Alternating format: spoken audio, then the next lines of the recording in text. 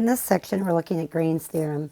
And Green's theorem makes our life easier if we have a line integral that meets the conditions to be used. So in Green's theorem, we're looking at a line integral around a simple closed curve of positive orientation. So let's talk about a simple closed curve. So this right here would be a simple closed curve. It's simple because it doesn't cross itself.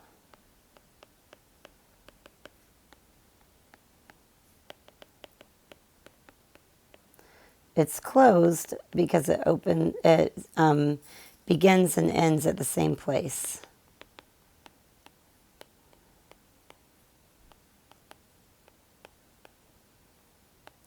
Now, in order to use Green's theorem, you need a simple closed curve of positive orientation. So positive orientation means it's counterclockwise. So the region bounded by the curve is the curve that goes around it is counterclockwise. So that's the important piece here. It's positive orientation is counterclockwise. Squeezing it in, apparently. Counterclockwise curve. So you know that our parametric curves have direction, so it's important to look at that. If we were to look at, let's say, this curve is not a negative orientation. I was going to say not positive.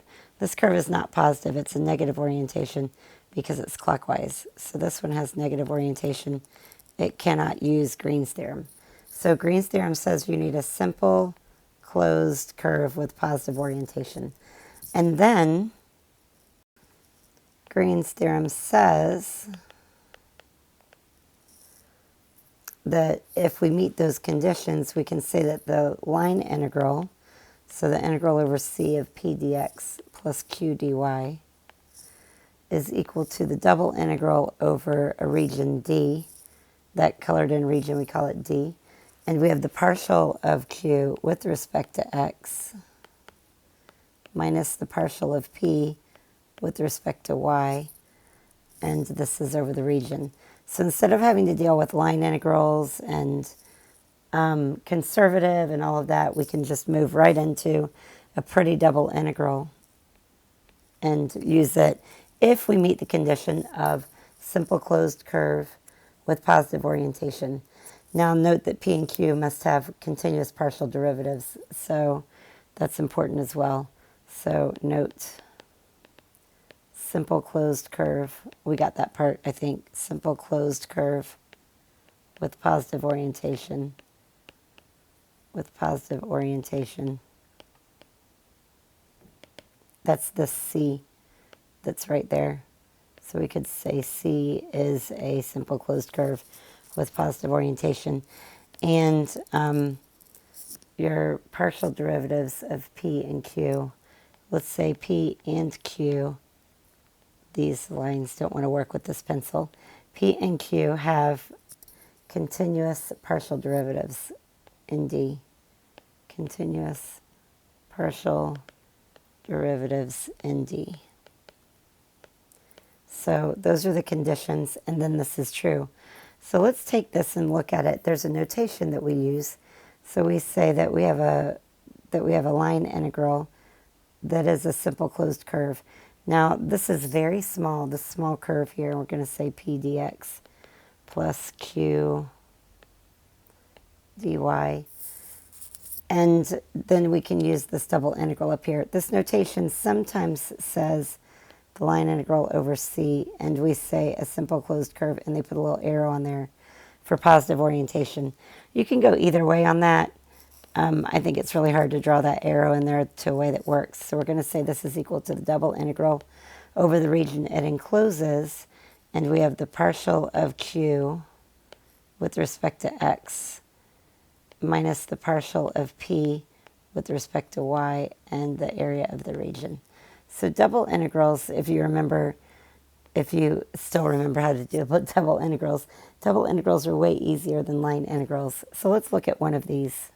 In this exercise, we're going to evaluate the line integral of x to the fourth dx plus xy dy, where c is the triangular curve consisting of line segments from 0, 0 to 1, 0 from 1, 0 to 0, 1, and from 0, 1 to 0, 0.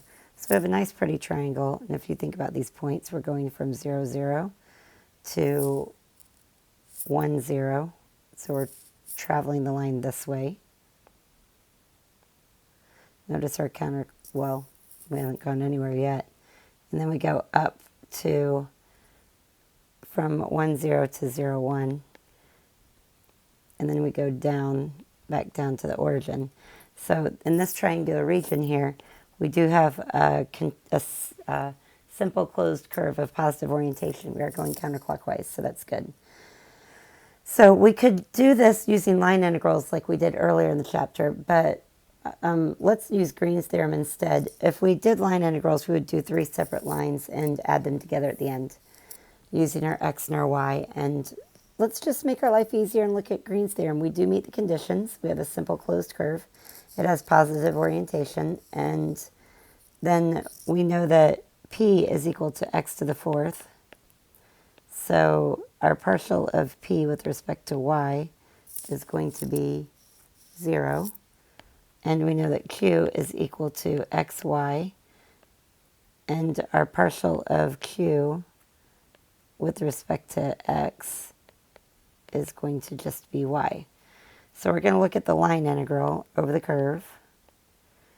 And we know that the line integral over the curve of x to the 4th dx, let me make sure I copy it right, plus xy with respect to y is going to be equal to the double integral over the region. And we have the partial of q with respect to x minus the partial of p with respect to y over the area of the region.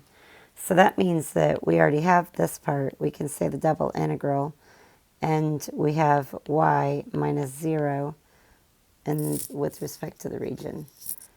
So let's go back and look at these bounds. So I'm going to take my x bound to be 0 to 1. So I'm going to say x is 0 to 1. And then y is going to be here. You can worry about type 1 or type 2, but I just kind of pay attention to what the problem is giving me. So y then is bounded, y is between 0 and that line. And that line right there is 1 minus x. You can find the equation of the line to find that it's true, but we have a slope of -1 and a y-intercept of 1. So we can see easily that that's the case. Now, because my x doesn't have any variables, it'll be my outside boundary, my outside integral, and then y will be the inside integral. So we have 1 minus x here. And then we just have y, and we're going to integrate with respect to y and then with respect to x. So we get the integral from 0 to 1. When we integrate y, we get 1/2 y squared from 0 to 1 minus x with respect. And then we're going to integrate with respect to x. So we're going to have the integral from 0 to 1. And we have 1/2 parentheses 1 minus x quantity squared dx. Now there's 2 ways to integrate this. You could do it by expanding the polynomial, which is easily done in your head. You could do it by u sub. Some people do this u sub in their head, but I lose something every single time, so I'm not a fan. If you're doing it at this point, I will be okay with it. So we're going to do, I'm going to do u sub here. So we're going to say let u equal 1 minus x, and then we'll have u squared. And du then is negative dx. So we have negative, and then I think I'll just do it without the bounds and come back to it. So I'm going to say note here. And we're going to do the integral of 1/2. And we have a negative because of the negative dx. And we have u squared du. So when we integrate this, we get negative 1/2 times 1/3 u to the 3rd, which we would say plus c. So we get negative 1/6 u to the 3rd plus c. So when we put this back in, we have that when we integrate, we have negative 1/6, and then u is 1 minus x squared, 1 minus x, and instead of squared, we have to the quantity of the 3rd from 0 to 1. So now when we evaluate at bounds, we have negative 1/6, we have 1 minus 1, is 0 to the third is 0. And then we have 1 minus 0 is 1 to the third is 1. So we end up with positive 1/6 for our line integral using Green's theorem instead of using line integrals. So that's a lot less work. We like it. You have to be able to do both. Let's look at another one. In this one, we want to evaluate the line integral. It's a crazy line integral. I'm not going to read it to you. Take a second. Read it. Where C is the circle, x squared plus y squared equals 9.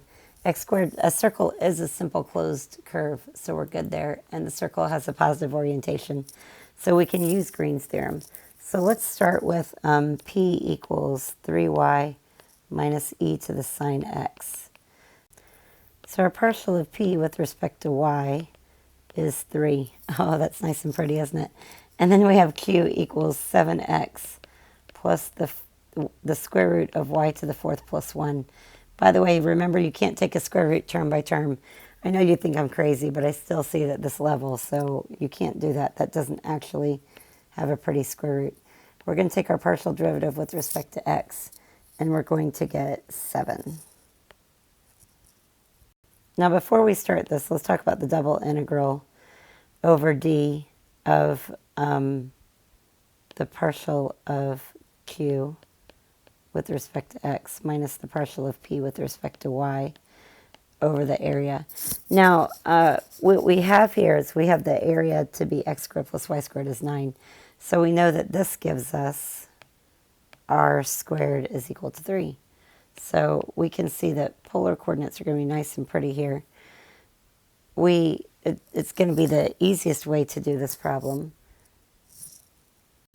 So if we do this, we know that r is between 3 and 0, and it is a whole circle, so theta is between 0 and 2 pi. So we're going to switch this to polar when we do our double integral. So we're going to say the integral from 0 to 2 pi, and the integral from 0 to 3. And then we have the partial with respect to partial of q with respect to x is 7, minus the partial of p with respect to y is 3. And we're doing this r dr d theta. So 7 minus 3 is 4. I'm going to go ahead and integrate that and not write another line. All of you can follow that, so it's not hard. I am going to write another line because I would lose something. So we're going to say 4r dr d theta. So when we integrate the 4r, we get r squared. So we have 2r squared from 0 to 3. And then we'll integrate with respect to theta when we get done. R squared, then the 3 squared is 9 times 2 is 18, minus 0 is 0, and we're doing this with respect to theta. So we have the integral from 0 to 2 pi. When we integrate, we get 18 theta from 0 to 2 pi. So 18 times 2 pi is 36 pi. So it's not too bad. This double integral is way easier than the line integral for this problem. So it's easier to use. We see that it's easier to use Green's theorem, but sometimes it's easier to evaluate the line integral.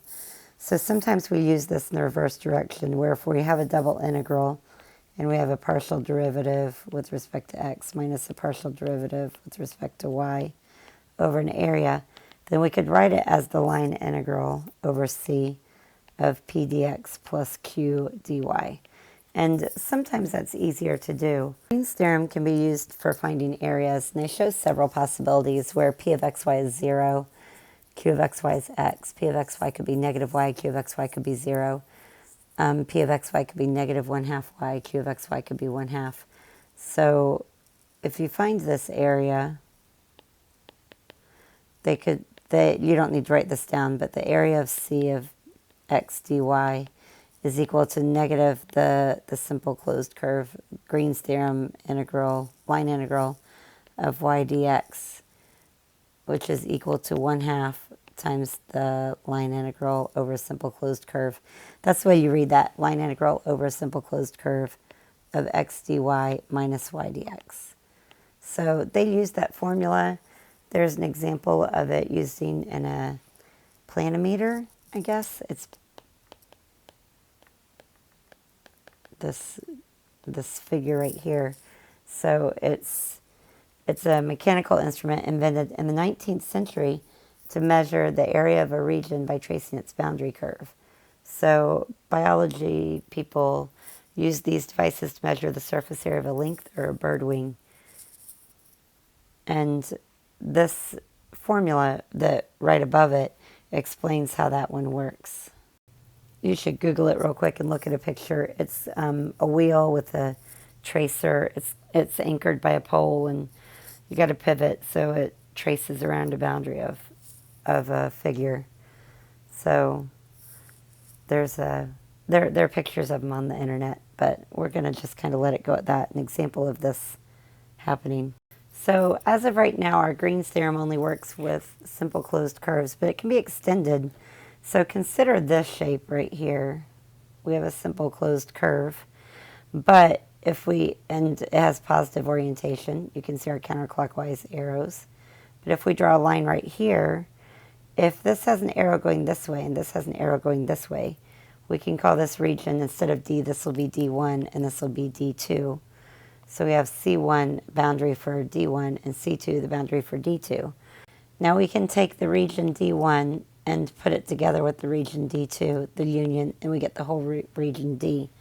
Because of that, we can say the line integral and the boundary is C1 union C2. This allows us to take a region that may not be a simple closed curve, divide it into two regions that are simple closed curves, and then take the union of the curves to be and find the integral from that. So we say the integral over the union of the curves of p dx plus q dy is equal to the double integral over the whole region D, and we have our partial of q with respect to x minus our partial of p with respect to y over the area of the region. If you want to get technical, we could call this C3, and this is negative C3 right here. You can see it happening. So you could say you have C1 union C3 for D1, and then you have C2 union negative C3 for D2. So you can see how that works out to be C1 union C2 down here if you need to get technical about it. And some of us do, so that's why I put it in there. It is a thing. It is a thing. Similarly, let's say that we have this figure here, and it is a simple closed curve of positive orientation. So I don't really feel the need to split it up. But if we split it, notice that this would need to go this way and this one this way. You could draw as many regions as you want to, as long as your arrows continued along the correct path. And then you could find the area over the region. And we only do one integral over it. So Green's theorem extended is very nice. Evaluate the line integral over the simple closed curve C. It tells you it's a simple closed curve. You can use Green's theorem of y squared dx plus 3xy dy, where C is the boundary of the semi-annular region D. So it tells you semi-annular, by the way, means it's a ring, a part of a ring, in the upper half plane between the circles x squared plus y squared equals 1 and x squared plus y squared equals 4. So here we have that means x squared plus y squared equals 1 has a radius of 1, and x squared plus y squared equals 4 has a radius of 2, and we're going to travel it this way. So counterclockwise, when you look at counterclockwise, your region D should always be on the left of your curve. So it's going to need to travel this way. Now, we can split this into two simple curves and have this one travel up and have this one travel down. So we could split this into these two regions, and then you could split it up accordingly. But let's look at the fact that here we have circles. So this is r is equal to r squared equals 1, and this is r squared equals 4. So when we do this, let's do it in terms of polar. So let's start with p equals y squared. So our partial of p with respect to y is going to be 2y. and q equals 3xy. So our partial of q with respect to x is going to be 3y. So now let's look at our double integral. Before we do, we know that r is between 1 and 2 because the radii are 1 and 2. And we know that theta is between 0 and pi because we have the upper half of the circle. So that builds our integral very nicely. So let's do the double integral. So our theta goes from 0 to pi, and our r goes from 1 to 2. And we have the partial of q with respect to x to be 3y, minus our partial of p with respect to y to be 2y, so that's nice. And we have r dr d theta. Now this isn't very good math right here because I have y's. I should have done this up here. We're going to have 3y minus 2y, which equals 1y. But we need to put our y in terms of r and theta in order for us to be able to integrate. So we're going to say the integral, if I erase it, you won't be able to see it. So let's just say this is not good math right here. So we have the integral from 0 to pi, the integral from 1 to 2, and instead of y, we're going to say r sine theta, and then we have the r out here, dr d theta. So it sets up pretty nicely in terms of your polar coordinates. So we have 0 to pi, 1 to 2, and we're going to have r squared sine theta d theta. Sine theta dr d theta. We didn't integrate with respect to r yet. Now, because the r's and the thetas are separate, you could do them as two separate integrals, but I like the habit of just integrating. So I'm going to actually do this one twice from this moment. So I'm going to do, when we integrate r, we get 1/3 r to the third sine theta, and our bounds are 1 to 2 in terms of r, and then when we integrate, we get d theta. So we have the integral from 0 to pi. When we plug in 2, we have 8 over 3.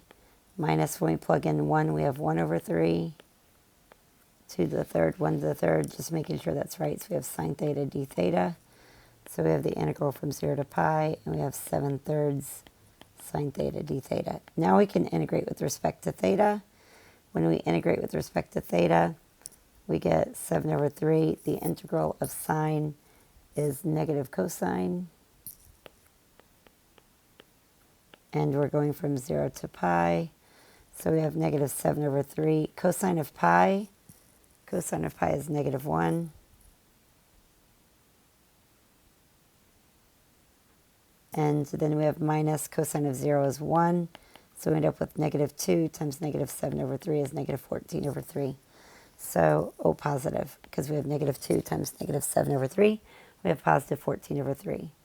Now, these r's and thetas don't interact at all. They're independent of each other. So when you get right here, so I'm going to go back and do it the second way. So when you get up here, you could split it into two integrals. The integral from 0 to pi, and we have sine theta d theta, times the integral from 1 to 2, r squared dr. Now, I'm not a fan of this because I've been teaching you for years that you can't multiply integrals, but I'm going to show it to you. I would do the first side first. So when you integrate sine of theta, you get negative cosine of theta from 0 to pi. So we have negative, and cosine of pi is negative 1, minus cosine of 0 is 1. And that gives me negative negative 2, which is a positive 2. Bring your times down all the way. And we get 1/3 r to the third when we integrate this r squared, and the bounds are from 1 to 2. So we have 8/3 minus 1/3 gives us 7/3. When we multiply that, we get 14 over 3. And it looks like less work. It's not. It looks like less steps. It is. It's less writing, but you get the same answer either way. In this problem, f of xy is equal to the vector y minus cosine y and x sine y. So we're going to start off with our integral over c of f dot dr. And this is equal to the line integral over c of y minus cosine y with respect to x plus x sine y with respect to y. So we have that integral. Now here's our problem. C is a circle, And let's label the center of our circle is going to be 8, -3, and the radius is 2. But notice it's oriented clockwise, so that means we don't want to travel C. We want to travel -C, so we're going to put a negative out here. And that's going to handle the problem of the orientation. That'll turn it into a positive orientation. So now we have a simple closed curve of positive orientation, so we could say we're traveling a simple closed curve here. So we have our double integral, and our partial of q with respect to x is sine of y, minus our partial of p with respect to y is going to be parentheses 1 minus, and the derivative of negative cosine is positive sine y. And then we have, well, I'm going to put dA because, let's hold off on that for a second. So we have our double integral. So we have sine of y plus sine of y makes 2 sine of y. Oh, wait, don't even go there. So we have sine of y minus 1 minus sine of y dA. I told you I make crazy mistakes. So we have the double integral and sine of y minus sine of y. Oh, remember the negative out front. Let's go back and put the negative out front. Accidentally left it off. And here we just have a -1 with respect to a. Okay, so now let's go back. We have a circle with a radius of 2, and it's centered at 8, -3. So now our radius is 0 to 2. So r is bounded by 0 to 2. And theta is 0 to 2 pi. So we can say negative the integral from 0 to 2 pi, the integral from 0 to 2, -1 r dr d theta. Let's turn both of these negatives into a positive right here. So when we integrate r, we get 1/2 r squared. And the bounds for that r is 0 to 2. And then we have d theta. So we have the integral from 0 to 2 pi. We have 2 squared is 4, and half of that is 2 minus 0. So we just have d theta. So we integrate that, we get 2 theta from 0 to 2 pi. So we have 2 times 2 pi minus 0. So we just have 4 pi for our answer. Now there is a result of Green's theorem, and it says that if you take the integral over a curve of f dot dr, this equals 2 pi for every positively oriented simple closed path around the origin with a radius of 1. And around the origin. So what we did is we shifted our circle. So we're good, but that's why you could see here that because we have a radius of 2, we take the radius and square it to be 4 pi. So pi r squared comes into play there, but that's a really cool, interesting thing to see. This problem says use Green's theorem to find the work done by the force. I'm not going to write it all out. To find the work done by the force, f of xy equal to, they write it in IJ notation. I guess I will. X plus y times the vector I plus xy squared times the vector j. I don't copy problems well, so. And moving the particle along the x-axis for 2, 3, 0, then along the line segment to 0, 3,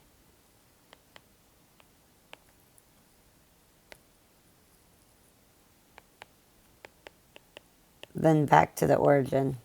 I'm just going to say back to the origin. So it starts at the origin. I didn't mark that down. It moves to 3, 0.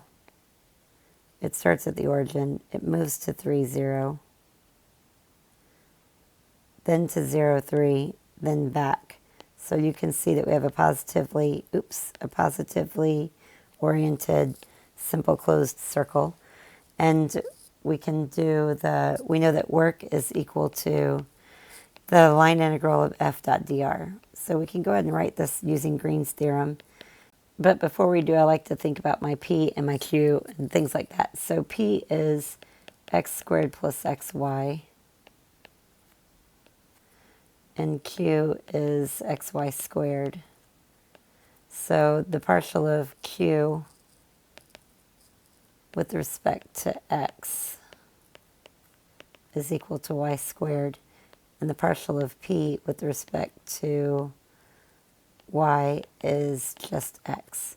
So now we could do our double integral in terms of, and use Green's theorem. So we're going to have the partial of q with respect to x be y squared minus x, and we have this integral with respect to a.